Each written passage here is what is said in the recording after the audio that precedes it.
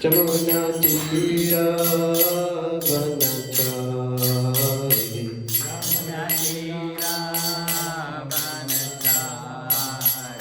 Jaya Radha Madhava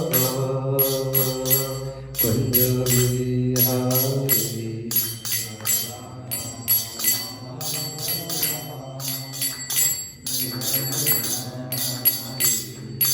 Gopi Jana Vallabha Girivardhari,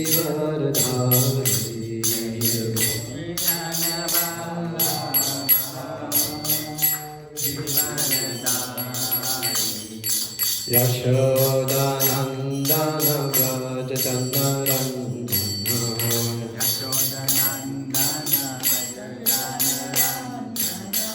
Jamuna Tira Vanachari,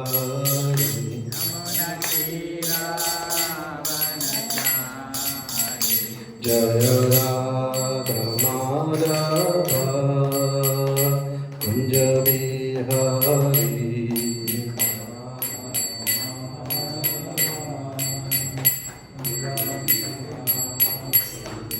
Gopi Jana Vallabha Girivardhari,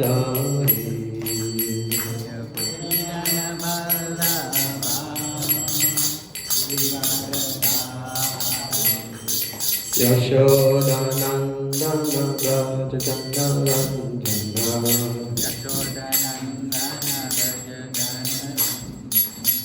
Jamuna Tira Vanachari,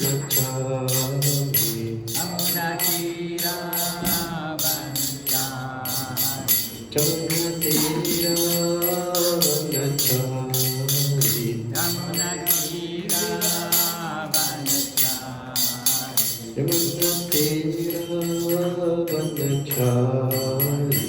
Jamuna Tira Vanachari. Jai Vishnupad Paramahamsa Pravijacharya Vastu Shishimad of Divine Grace A.C. Bhaktivedanta Swami Prabhupada Ki. Jai Vishnupad Paramahamsa Pravijacharya Vastu Shishimad of Divine Grace Bhakti Siddhanta Saraswati Goswami Maharaj Prabhupada Ki. Ananda Koti Vaishnava Brahmacharya Svaridas Thakur Ki. Prem se kaho Sri Krishna Chaitanya Prabhu Nityananda Shri Advaita Gadadhara Sivasari Gaur Bhakta Vrinda Ki. Shri Sri Radha Krishna Gopa Gopinath Shankun Radha Kungiri Govardhan Ki. Vrindavan Navadip Dham Ki. Gangamaya Jamunamaya Ki. Bhakti Devi Tulasi Devi Ki. Samaveta Bhakta Vrinda Ki. Nitai Gaur Premanande. All glories to the Samad devotees. All glories to the Samad devotees. All glories to the Samad devotees. All glories to Shri Guru and Shri Gauranga.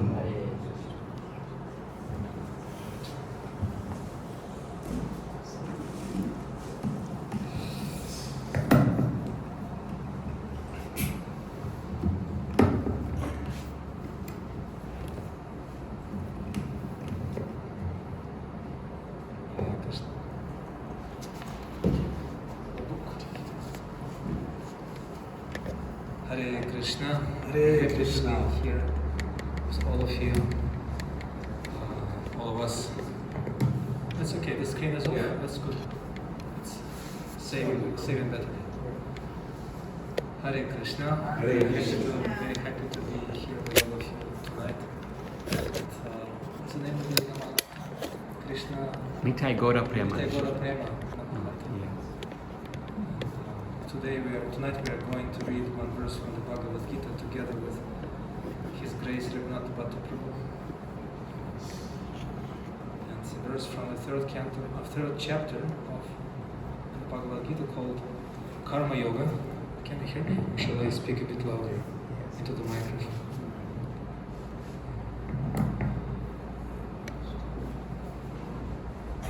Do we need the fans actually? Maybe we can turn off the fans. I think so. Because they create a lot of noise. Yeah.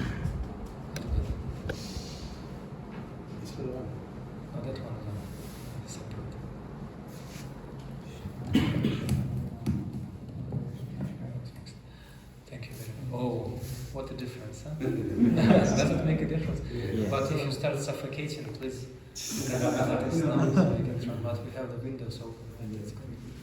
I hope we don't have any mosquitoes coming to the Namahatta for prashadam.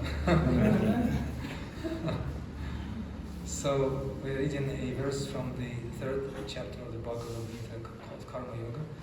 It's a verse 35. And I hope I'll be able to read it. Shriyan Swadharma Om Namo Bhagavate Vasudevaya Om Namo Bhagavate Vasudevaya Om Namo Bhagavate Vasudevaya Om Namo Bhagavate Vasudevaya Om Namo Bhagavate Vasudevaya Om Namo Bhagavate Vasudevaya. Chapter 3, verse 35, Lord Krishna says, Shreya Swadharma You don't repeat the verse, do you? You don't repeat the verse usually, do you? No, we don't. But you can try. But We don't have words. But you don't have words, you have only one book here. Yes. Okay. Shreya Swadharma Viguna Swadharma Viguna. Maybe we should do word for word first. Shreyan Swadharma Vigunaha Shreyan Swadharma Viguna. Very good. Paradharma Svanusthita Paradharma Svanusthita. Please remember the verse, because then I'll ask you to now you have to memorize it on a single hearing. Swadharme Nidhanam Shreyaha Swadharme Nidhanam Shreya Swadharme Nidhanam Shreya Paradharmo Bhayavaha Paradharmo Bhayavaha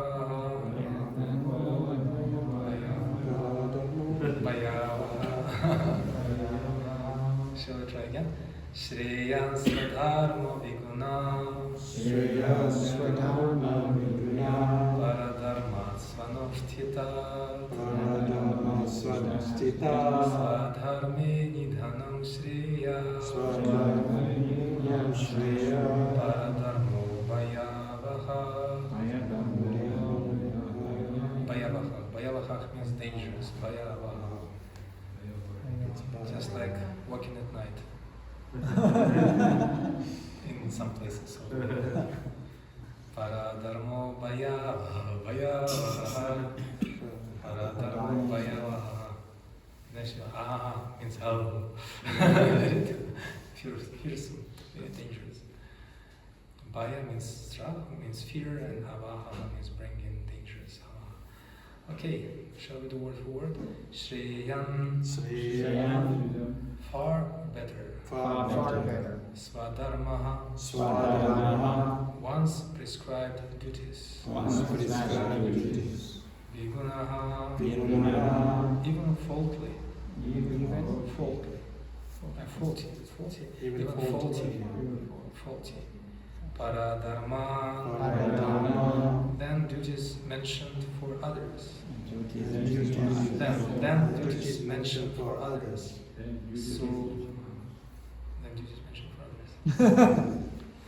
Anushthitat, perfectly done. Swadharme, in one's prescribed duties. Nidhanam,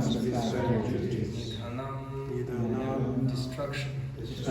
Shreyaha, better. Paradharmaha, duties prescribed for others. Bhayavaha, dangerous. At least one word we'll learn tonight. Bhayavaha means dangerous. Bhaya means fear, avaha means bringing about danger. Bhayamaha. Okay, translation. It is far better to discharge one's prescribed duties, even though faultily. It says here, faulty. Yeah. In the word it says faulty, but now it's here faultily becomes an adverb instead of an adjective. Adjective is faulty, but faultily means it's the quality of action. Faultily, with fault. Then another duty perfectly. Distraction in the course of prescribed performing one's own duty is better than engaging in another's duty, for to follow another's path is dangerous. This was translation by Srila Prabhupada. Now we're going to read his purport to this verse. Srila Prabhupada ki jai. I'll just read half of it. I'll read half of it and then I'll turn it over to Raghunath Bhatta Prabhu, and then we'll discuss it together. Okay. One should therefore discharge his prescribed duties in full Krishna consciousness, rather than those prescribed for others. Materially, prescribed duties are duties enjoined according to one's psychophysical condition. This is the prescribed duties called swadharma. Under the spell of the modes of material nature, spiritual duties are as ordered by the spiritual master for the transcendental service of Krishna. But, so now we have just, I'll continue reading the purport, but just want to draw your attention what we have read so far. That we have to perform prescribed duties in Krishna consciousness, and then Srila Prabhupada separates these two sets of duties. He says there are certain duties that are prescribed for our spiritual progress. They are prescribed by the spiritual master. And there are also certain duties which we perform for the maintenance of our material bodies, and those are dictated by our physiological, psychological condition. Right? So Prabhupada speaks about these two sets of duties. That's very important to keep in mind. Prabhupada says spiritual duties are as ordered by the spiritual master for the transcendental service of Krishna. But whether material or spiritual, one should stick to his prescribed duties, even up to death, rather than imitate in others' prescribed duties. Duties on the spiritual platform are duties on the material. Duties on the spiritual platform and duties on the material platform may be different, but the principle of following the authorized direction is always good for the performer. When one is under the spell of the modes of material nature, one should follow the prescribed rules for this particular situation and should not imitate others. Okay, I'll just read one more sentence and I'll give it to Raghunath Bhatta. For example, a Brahmana who is in the mode of goodness is non-violent, whereas a Kshatriya who is in the mode of passion is allowed to be violent. As such. As such, for a Kshatriya, it is better to be vanquished following the rules of violence than to imitate a Brahmana who follows the principles of non-violence. Everyone has to cleanse his heart by a gradual process, not abruptly. However, one transcends the modes of material nature and is fully situated in Krishna consciousness. He can perform anything and everything under the direction of a bona fide spiritual master. In that complete stage of Krishna consciousness, the Kshatriya may act as a Brahmana, or a Brahmana may act as a Kshatriya. In the transcendental stage, the distinction of the material world do not apply. For example, Vishwamitra was originally a Kshatriya, but later on he acted as a Brahmana. Whereas Parasuram was a Brahmana, but later on he acted as a Kshatriya. Being transcendently situated, they could do so. But as long as one is on the material platform, he must perform his duties according to the modes of material nature. At the same time, he must have a full sense of Krishna consciousness.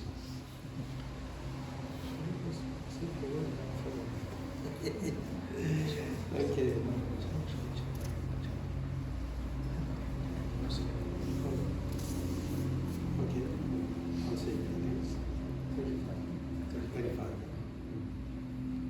So it is far better to describe one's prescribed duties, even though faultily, than another's duties perfectly.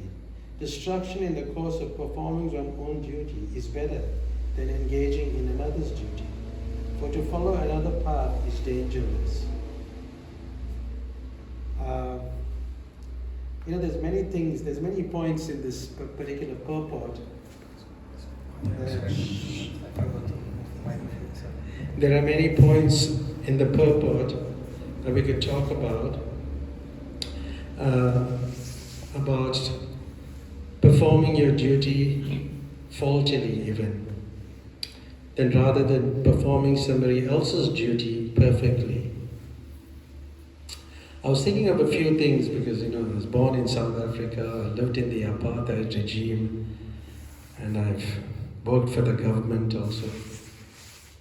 So they used to, in the early days, in the apartheid times, they had this idea that there must be some psychometric testing before they employed people in the government services in different facets of the administration, and they would do testing, psychometric testing. And even the way we had that time the department of, what was it called? I forget that department, but it was a particular department that dealt with these types of testings. And I was subjected to some of this testing myself for human resources. And they would give you these kind of tests on, it's ink block sticks, ink block. And then they could figure out, whether you fit for, they test your emotional, your state of your emotions, and to see whether you fit into such a type of employment in a particular field. So this was done because they had this idea, the same idea is that, because of the modes of nature, they may be, it may be correct or maybe not be correct, but they did that very much, but it helped the country a lot in placing people. And therefore you find that the people who have been subjected to this type of testing were very competent as compared to now. They're very competent. So it's bad, they used to do that, but then it so happened that I saw something recently, a post of Forces Favorites. You heard of Forces Favorites? Forces Favorites was a program that was run in the apartheid times by Springbok Radio, and it was a lady called Pat Carr, and she was like, these were all the young boys have gone to the army, and the girlfriends will write, and they will write also back. It's called Forces Favorites. You know this? And it was an amazing program. But then I was looking deeply into it. In that case, they sent all the boys for army training. They were not subject to this type of testing, whether they fit for that facet of work, being in the army. So, but still, they did it, although it was not meant for them, because they were decided by the authorities, the government, you have to go and train and fight, and they did it. So it was not their duty, but they did it. They did it. They tried their best, although it may not be perfect. So similarly, we see that like Brahmins are meant to do a specific type of duty. They deal with the brain, the Kshatriya deal with this power and strength. But in Krishna consciousness, it's such an amazing process that it can be interchangeable. You can do, you can do the other, you can do anything. Like I never knew anything about building, but then I was putting up buildings. And I don't know anything about these things, and we started building, and I was also busy with Bhakti Chaitanya Maharaja's quarters building, and I never knew anything about building, but then I had to do what, I learned some things and I just carried on. So it's interchangeable, we can, although we may chant Gayatri, but then we're placing the brick, we're getting bricks, we're carrying cement, we're carrying stone. This is like a sutra's job. So it's interchangeable, but Krishna consciousness, everything is on the transcendental platform. Whatever you do, so therefore we don't really lose in the whole process. If you do anything little for Krishna. And yes, we're talking about Swadharma, or with the spiritual master, we engage in spiritual activities, and then these activities are under the control of the modes of nature. But the spiritual master is very intelligent. Like you see Prabhupada, he'll say one sannyasi you become the president, and the other person you should go and preach. Somehow he had this ability to figure out the acumen of a person. So this is dealing with acumen, and we'll leave it to our devotee, Madhan Mohan Prabhu, who is initiating spiritual master also, very learned in the scriptures and very humble at the same time. So take advantage and ask some questions. Hare Krishna. This is setup. Are there any questions? Should we clap now or clap later? Shall we clap now or later? Thank you very much, Raghunath. It's such a good example, actually, what he's just described. It's a perfect commentary on the commentary of Srila Prabhupada. That he just, I didn't know about that Raghunath Prabhu didn't know anything about building. But just in the process of his devotional career, he learned something he wouldn't have learned otherwise if he were just to stick to his quote-unquote prescribed duties in the world. And this verse is in Prabhupada's commentary. It's important, as Raghunath Bhatta Prabhu said, on many levels. Number one is that Krishna, interestingly, there are only 2 verses in the Bhagavad Gita that are repeated twice. And this is one of them. One verse is 335, and Krishna repeats it in the 9th chapter, or the 18th chapter, verse 47, I think, he repeats it. 47, 48. 47. Listen to that. Krishna comes back to this verse. Krishna says, it's better to engage, and the first 2 lines are almost exactly the same. Shayan Swadharma Vigunah, doesn't sound familiar? Shayan Sadharma Nigunah Paradharma Svanushthitam. So far so good, the same. So Abhava Niyatam Karma, and then Krishna changes a little bit, but he gives the same message. It's better to engage in one's own occupation, even though one may perform it imperfectly, than to accept another's occupation and perform it perfectly. Duties prescribed according to one's nature are never affected by sinful reactions.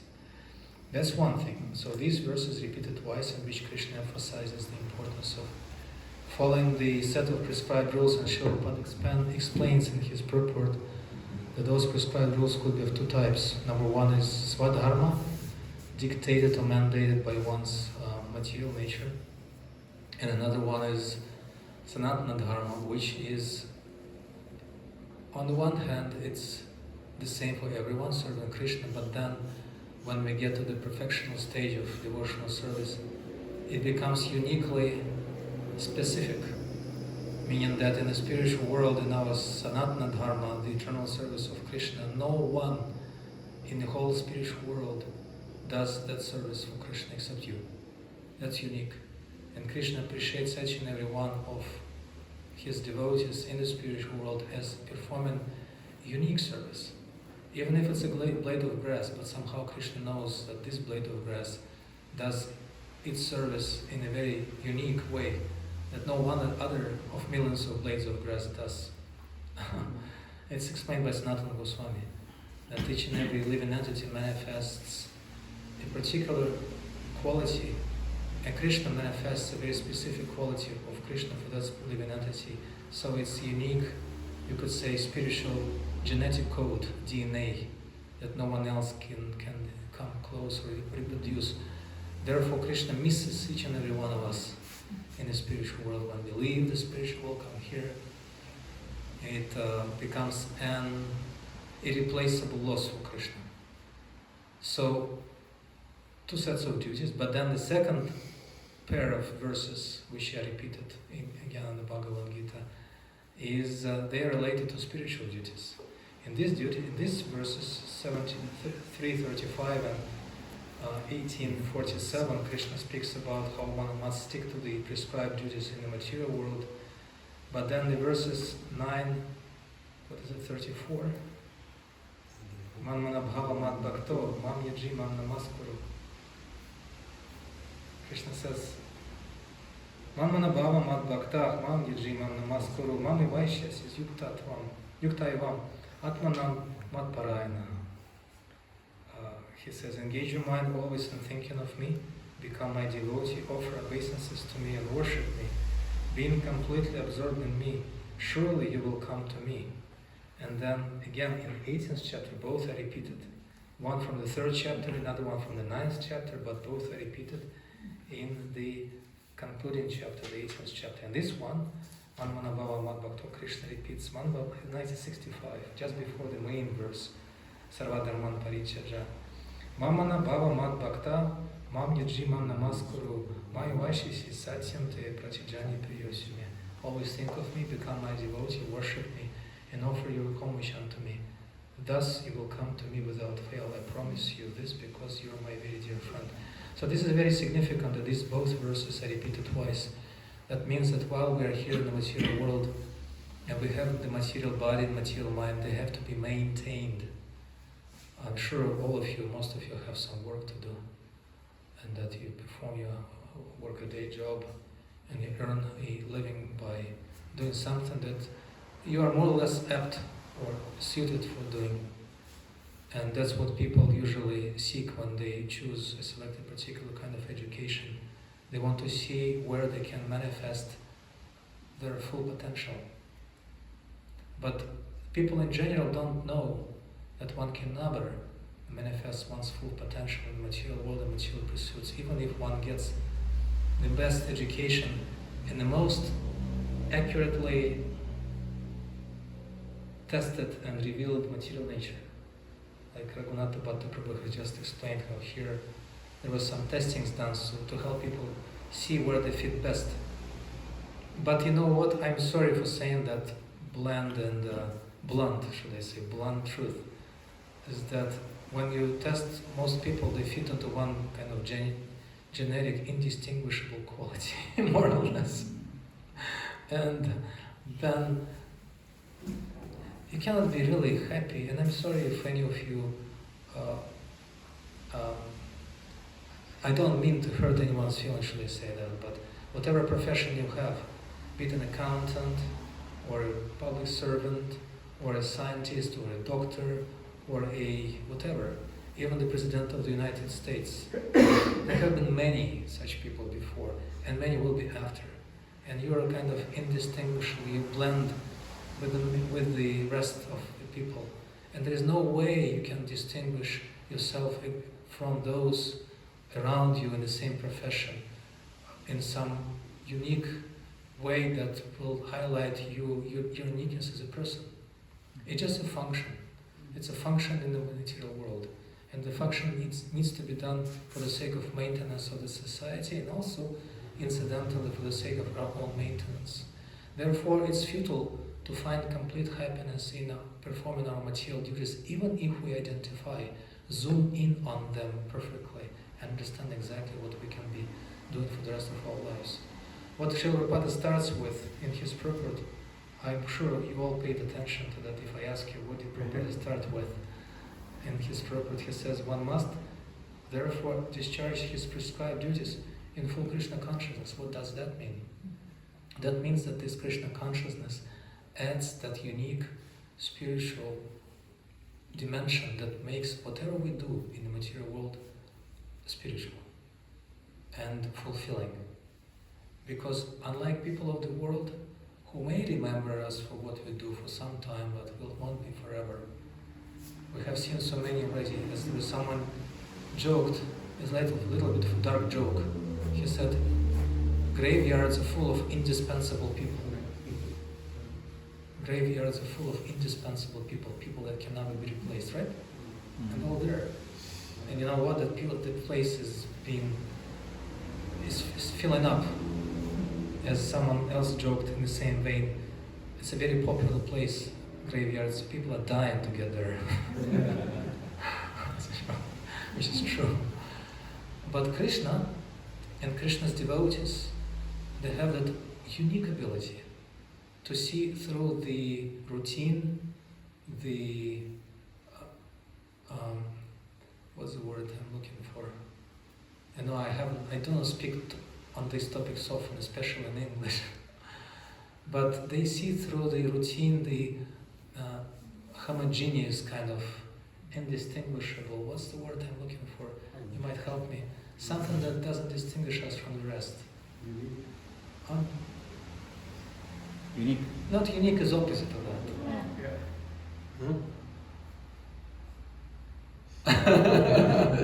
Common. Common is very gentle. Too gentle. What do you mean to say? It's so standard, stereotyped, or some kind of like.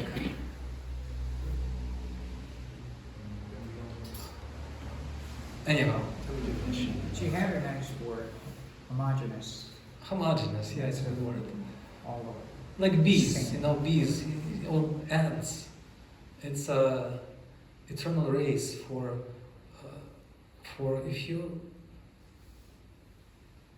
glimpses of basically sensory satisfaction. But when someone does his duty, whatever the duty may be, for Krishna, then several things happen at the same time. Number one, he or she become deeply happy inside. Why? Because Krishna accepts the duties performed for his pleasure, and he reciprocates. Number two, such a devotee makes an indelible impact on the people around. And number three, performing such duties gradually leads him or her to the ability to remember Krishna no matter what they do. I have examples for these 3 points. Like for number one is if you go to the office and blend with, what do they call them, cubicles? They're cubicles. I have a friend, a very nice friend in India. He just come from India, and he's in India. Actually, he's all over India now. He's a world famous preacher these days in India. But I know him from the day he was a Bhatta, and he joined the movement in 2020 something, 2001 or 2002 as a Bhakta in Delhi temple. And I happened to be preaching to him. We discussed many things, and then it turned out that he ran away from his house. He was the only son in the family, Indian family, and he didn't tell his family where he was. For 1 year, his family didn't know anything about him and whether he was alive or not. So somehow I counseled him, saying, maybe you should tell your parents that you're alive. And they came and they took him away from the temple and they locked him up. And they brought him to another city, put him under, what's the word, house arrest? Something almost like that, deprived him of all connection with the outer world, forbade him to read books, forbade him to chant. Somehow it happened in India, of all places. For him being a devotee, brahmachari darsha. And then, because he's still very intelligent, very sharp, he played along with their plans. He pretended to be completely repentant and corrected by the love and affection of his parents. His father was working for the CBI of all places, he was in the intelligence CBI. So he started working, and he started going to an office, sitting in the cubicle, but because secretly he was chanting when his father and mother weren't watching. He was commuting to his work and back, and on the bus he had a pair of earplugs. He would put earplugs and he would chant Hare Krishna very attentively, not listening to the clutter of the outer world. And then he would also he downloaded somehow on his device books, and he read books for hours and hours on end. And as a result of the spiritual practice, he was going to his office work as a regular office worker, indistinguishable, homogeneous.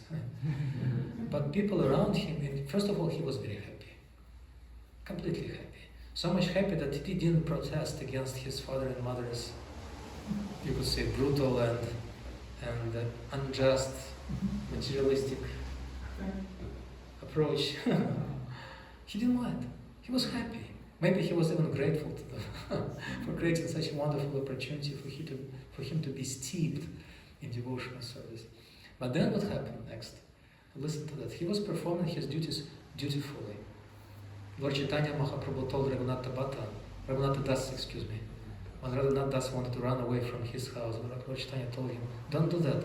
Just perform your duties in the family with redoubled, with even more care and dutifulness as you would have ordinarily done. So no one could suspect anything. And he gave an example. It's example some can relate to, some may not, but it's a very popular theme in some books and movies, right? As a woman who has a paramour, has a lover on the side, she does her duties in the house even more dutifully, so the husband doesn't suspect anything. Like that. I don't know if it applies equally to men. I don't know.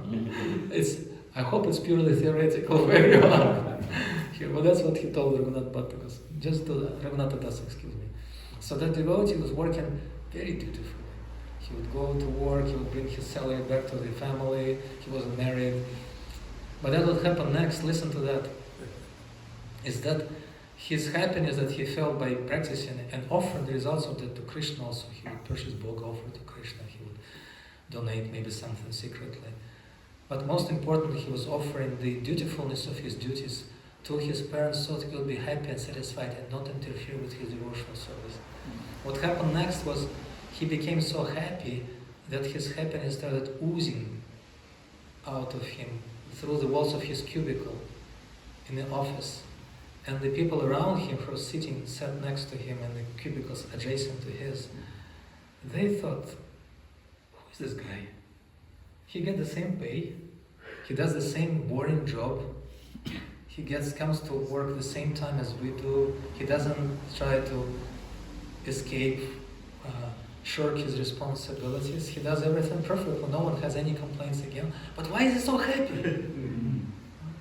Why is he so happy? I can give a nice example you can relate to. Just like food, ordinary food, like you have flour, atta, you have water, H2O, you have salt,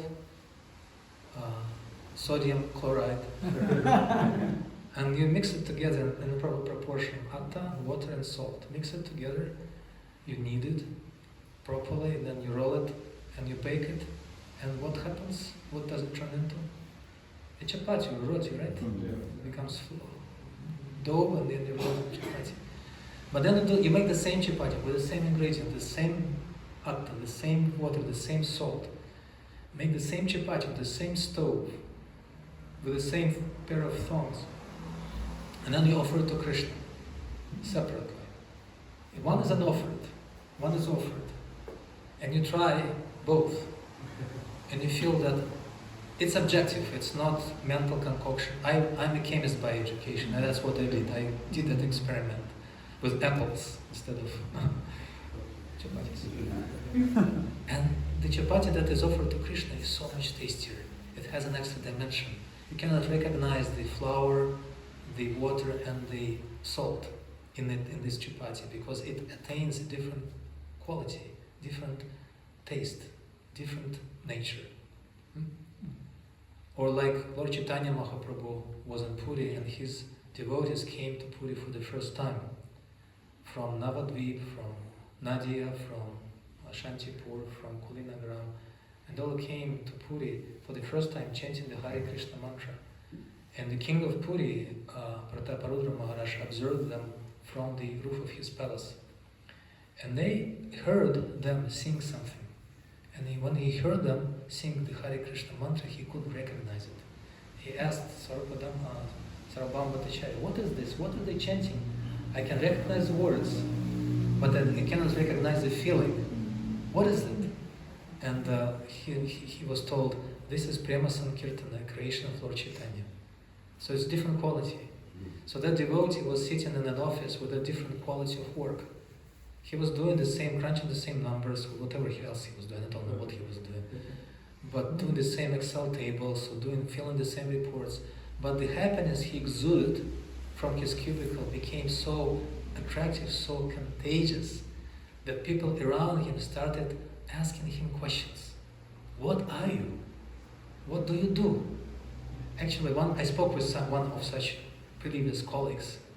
He told me his story. He said, I was sitting next to him and the guy was so happy. And I really wanted to ask him a question. And I didn't know what question to ask. I didn't know what to pin onto him. There's nothing. His happiness was completely unexplainable. It was a little bit even crazy, look at him. And he was not drinking.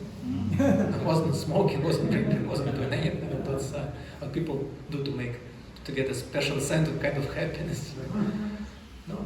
So he was walking circles around him, and finally he got enough courage, and he told him, what do you do in the morning? Because that's when you come to the office and you come already happy. So it must have been something you do in the morning before you come to the office. And the devotee told him, actually that devotee also I should tell him, he wasn't shaved, he didn't have a shikha, he didn't have kantimalas, at least not visibly. He was wearing pants and shirts as anyone else. Nothing distinguished him from the rest. And the devotee told him, well, I'm a devotee of Krishna, that's what I do, I chant. In India, everyone knows about Krishna, right? Everyone knows about Krishna. Probably 1/10 of our population has the name of Krishna. But again, that quality that the devotee received from Srila Prabhupada of Krishna Bhakti, that transformed him, started transforming everyone else around that office. To this day, that person, his colleague in the office, considers this devotee his Shiksha Guru. He went on to becoming a devotee himself. He also started chanting secretly from his wife and his he also started offering food and following the principles, and most importantly, reading the Bhagavad Gita, Srila Prabhupada's book, and he understood how to combine both things. The material duties which we have to do as perfectly, as selflessly as possible, and also add to them a spiritual dimension, and that's a perfect mix. One can't exist without the other. Like we can perform spiritual duties without really finding the material duties properly. But the combination is good because if we find our material duties and perform them properly, honestly, so they don't become a compromise for our spiritual life, they help us become stable, satisfied as much as you can be satisfied in the material world, and also productive. You can preach to people by your example, by being a good accountant, or a good doctor, or a good scientist, or a good sportsman, or a good policeman, or a good, you name it, teacher, whatever else. A good janitor. Who was the most famous janitor in the history of ISKCON? Janitor. No, Jayananda Prabhu. Most famous Jayananda Prabhu. He was a garbage man. He would take the garbage out of the temple. He was a temple president. He was a temple driver. And he was a temple garbage man. But he was also the pure devotee of Krishna. So whatever he did was filled with so much Krishna consciousness that people, when they saw him take out garbage, they wanted to become like him. I remember there was one person who became a devotee. He came to the temple for the Sunday feast. Probably he came from the back door and he saw a man dressed in uniform, you know those uniforms, like overcoat, overalls, yeah. And he was taking garbage out, and he asked him, oh, is it the Krishna temple? He said, yeah, this is Krishna temple, and I'm doing this service for Krishna and taking garbage out for Krishna. And he was so happy that the person became convinced, well, if a garbage man is so happy in this movement, what to speak of the other, up the rank, other people. And he did know that it was Jayananda Prabhu. Or sometimes Jayananda would fix cars. He would lie down under cars, and people didn't even see his face.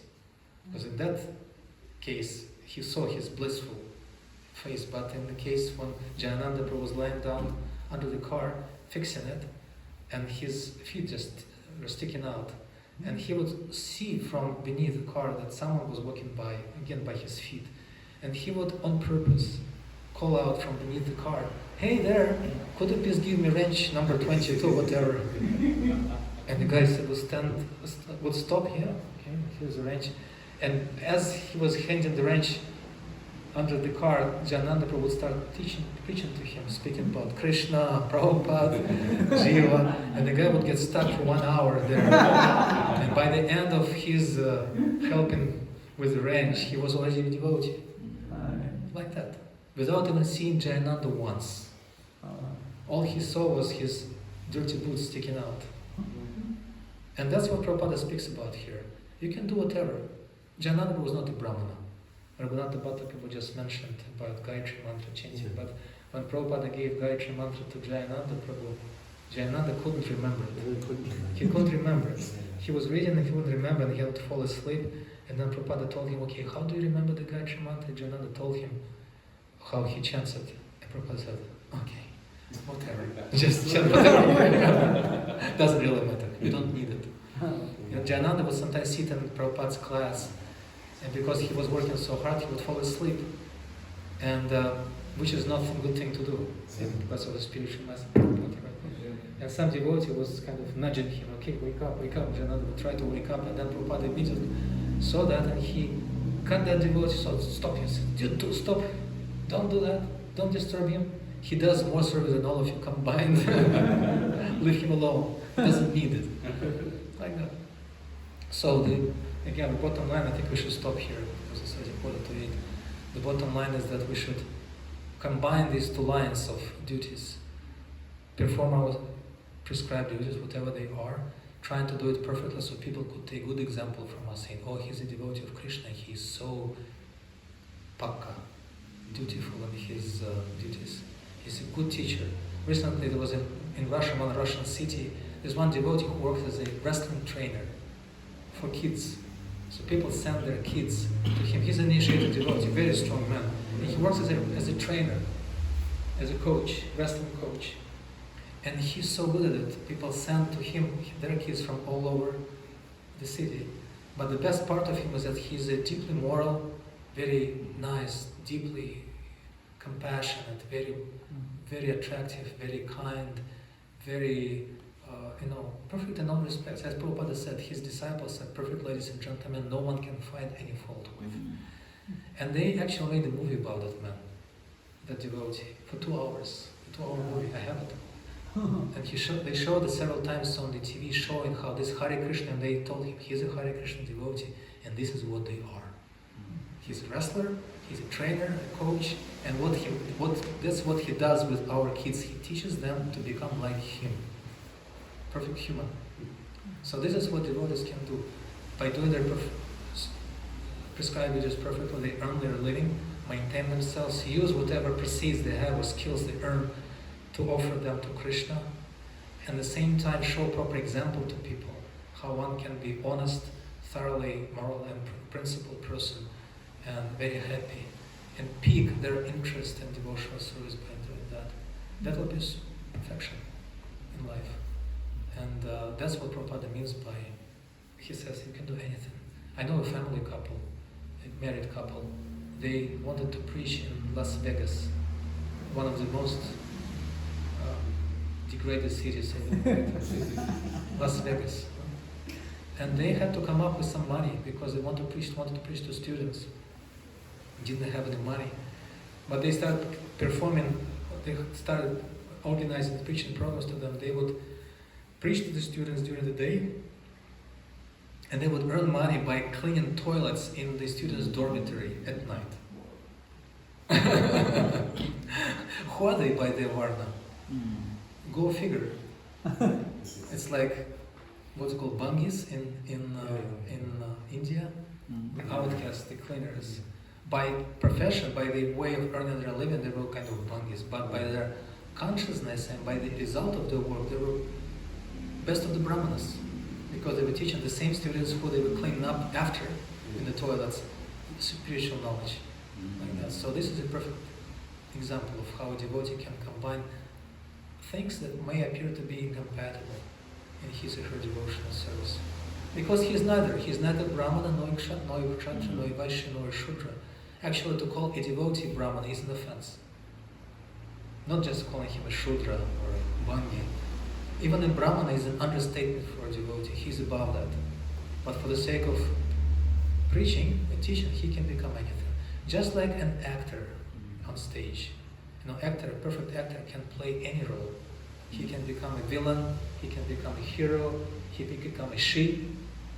Sometimes they can just dress themselves into a lady and perfectly perform the role of a lady. They become a monster, they can become anything. But usually actors have their best kind of fitting roles, right? Either a comedian or a villain or something, or Batman or a Joker or something. So Prabhupada says this is his example. He says devotees are like actors on the stage. They go out, perform their role, convince everyone, inspire to become proper humans, and then go back to their private life. And they stop the role that they were playing on stage. They become devotees. And please don't identify the devotees with Kshatriyas, Brahmanas, Vaishyas, Shudras. They're none of those. Always remember that Prabhupada said, they're devotees, they're above it. But because they're above it and they have a source of happiness from above, from Krishna, they can perform their duties perfectly for the sake of serving Krishna and for the sake of serving people in general. So this is what we could say, a few words on. You're talking so about Jayana now. Jayana. And I was just remembering when Mukunda Maharaj came here, he spoke about Jayana. Oh, yeah. He gave a whole talk on Jayananda. It was maybe about like 2 hours or something, almost 2 hours.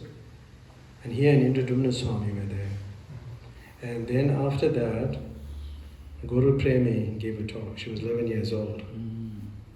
And they were asking her the questions, and she was like, I met her when she was 9 years old. She became a devotee at 9. And at 11 she was in the Vyasa giving a talk. Guru Prema. Yeah, so, but he spoke a lot about Jayananda, and one thing I remember about, they called him Johnny Ananda. Johnny Ananda. There's like some way he should go for the approval to have the Ratha Yatra. There was one lady there, and she should give him a very hard time. And every time he went, he got the approval, with permission, but every time it was difficult. And then one day, he didn't go and other devotees went because he left this world. So when he told us, she asked, where's Johnny Ananda? And then he said, no, he left this world. And immediately a lady was, pouring tears from her eyes, and she was crying like anything. So there was some sort of affection for Jayananda. And I remember Mukunda Maharaj was telling all these things about Jayananda, so many other things about Jayananda. But if you have a chance, read. There is some book on it. I think it's called Jayananda Thakur. Yeah, I was reading some of those pastimes. So you can do that. It's important to read more about a pure devotee. Now the disappearance day is coming up, right? Yeah. And he was a cab driver also. He was a cab driver. So I'm remembering much of him, what a great devotee he was, And he did any service and he was very pleased and happy. So yeah, there's so many things to talk about. I think next time we will speak more. I think when Prabhu is around, you're going to extend your stay here. You can come again and invite him. But maybe take some questions. Oh, well, we have 5 minutes left. Oh, by the way, that devotee who I spoke about, the one who went to his office happy, he went on what happened. Then his parents became affected by his happiness. and they started chanting. They started practicing and became devotees. And then when they were happy, he left home, went back to the ashram again, and went on to become one of the leading most famous preachers in India. I won't mention his name, but if you like, I can mention his name privately. I'm sure you know. He's a very good, very dynamic preacher all over the internet. Millions of views of his classes and everything. Became one of the most dynamic presenters of Krishna consciousness. One example it's a bit of a tragic example though, but I wanted to give, as Prabhuji was reading Prabhupada's commentary that it's best to die performing one's duties than succeed in doing someone else's duty. There was a incident in one country recently. There was a terrorist who attacked people with gun, and he started shooting. And the police, they instead of protecting the citizen, ran away and left the citizens exposed to that violence. And one janitor actually, he came to the rescue of some people and he covered them with his own body, and he died, but he saved the kid who he protected with his own body. He became like shielded the child from the bullets of that criminal. So the police, they probably succeeded as runners, as sprinters, but they definitely brought upon themselves shame. If they died, as that person did, they performed their duties, they would have been celebrated and glorified, but now they're put to shame because they did someone else's duties perfectly, which is running. Recently had that marathon, right? In Durban, people running. So very good at running, but that's not what was expected of them. So it's a very sad example, but that shows that one should stick to the duties prescribed. Anyhow, I think we should stop here. Has any short questions? No Okay, long comments. Long So Nitai likes to give comments. Sorry, can I Okay. just ask one question? I asked Prabhu the last time, send me some information, but I didn't read it. Connection of Krishna, the Trimurti, Lord Shiva, Lord Brahma, and Lord Vishnu. Yeah. What is the Connection. connection? Yeah. Or how do where do they sit in the whole? That's a good question. Krishna is called Sarva Karana Karanam. He is the source of everything. He himself says in the Bhagavad Gita, Aham Sarvasya Prabhavam Atak Sarvam Pravardate. He also says in the Bhagavad Gita, of all the Aditis I am Vishnu, and I'm also Rudra, right? And I'm also the progenitor, the father of all living entities. So from Krishna comes his manifestation called Vishnu for the creation of this world, material world. That's when Krishna manifests as Vishnu, when there is a need to create material world. And then from Vishnu comes Lord Shiva and Lord Brahma. Lord Brahma comes first as his son from the navel of his body to create a particular universe. And from the space between the eyebrows of Lord Brahma comes Lord Shiva as the manifestation of Brahma's anger. But Lord Shiva has a very special position. He is like Vishnu, but not exactly like him. The example given just like milk and yogurt. Yogurt is milk, but you cannot use it as milk. The same Lord Shiva is Vishnu, but not Vishnu at the same time. But to put it in a very succinct form, Brahma, Vishnu, and Shiva are in charge of the three modes of three gunas, sattva, rajas, and tamas in the material world. But all of them come from Krishna originally, one way or another. Is it okay? So at this point, thank you very much for the question. Thank you for coming all the way from India. No, not the road. The program. I would be especially impressed if you were flying again tomorrow. Came yesterday and flying back. Wow, look at this. Thank you. Any other questions? Thank you. Thank you. Nitai, what's your question? 2 minutes to lead Paramatma for something stellar. Hey, he's got a question. Yes, okay, Maharaj. With that verse that you gave us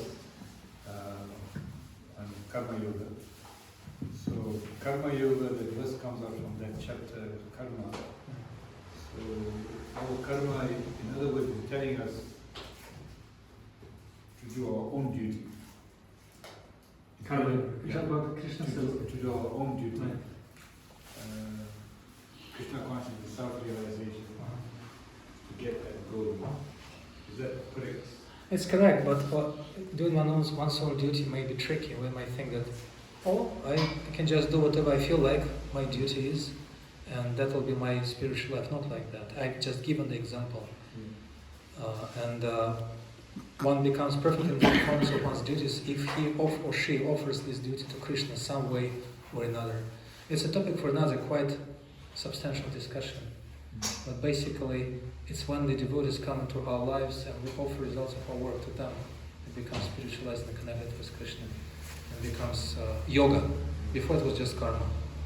Yeah. I got a short question, Prabhu. We heard you are publishing a book. No, it's not correct. It's not correct? I think I wrote to you. It was Oh, I thought that part. I saw that on the I internet. don't know where it actually. came from. I don't Oh, publish no any book. books. Okay. Yeah, and the other point, when he was quoting 1848 talks about every endeavor is covered by some fault, just as fire is covered by smoke. So all types of work you do is contaminated. But still, then, Prabhupada in the commentary says that fire is a pure element. And like when you have smoke, you're burning like a bowler. It's a bowler. It's like you burn, and then you got your hands like that, but your head on the other side because of the smoke.